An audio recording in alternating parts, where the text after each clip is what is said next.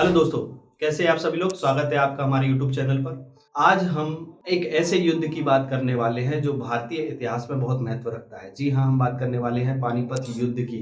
पानीपत वर्तमान में हरियाणा में स्थित है और पानीपत पर 3 महत्वपूर्ण युद्ध हुए जो भारतीय सत्ता या भारत पर शासन को दर्शाते हैं। सबसे पहला युद्ध जो हुआ 21 अप्रैल 1526 में बाबर जो कि चगताई तुर्क था और इब्राहिम लोदी जो कि उस समय दिल्ली का राजा था के बीच हुआ। इसमें महत्वपूर्ण बात यह थी कि बाबर की मात्र 12,000 लोगों की सेना हमारे इब्राहिम लोदी के 1 लाख सैनिकों पर भारी पड़ी। जी हाँ, इसमें पहली बार तोपों का उपयोग किया गया और बाबर ने इस युद्ध में तुलगमा नीति का भी उपयोग किया था। इब्राहिम लोदी मध्यकाल का एकमात्र ऐसा राजा था जिसकी मृत्यु युद्ध क्षेत्र में हुई। साथ ही इसी के साथ अगर हम पानीपत के द्वितीय युद्ध की बात करते हैं तो दूसरा युद्ध 5 नवंबर 1556 को हुआ।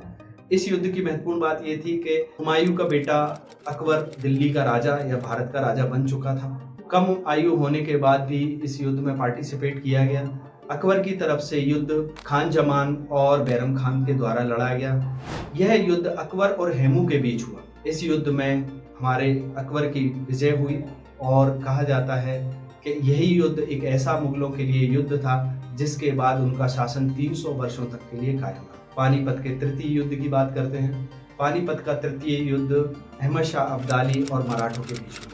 यह युद्ध 14 जनवरी 1761 को हुआ। इस युद्ध की महत्वपूर्ण बात यह थी कि इस युद्ध के बाद मराठों से पंजाब छीन लिया गया और मराठों का उत्कर्ष पूर्ण रूप से खत्म हो गया।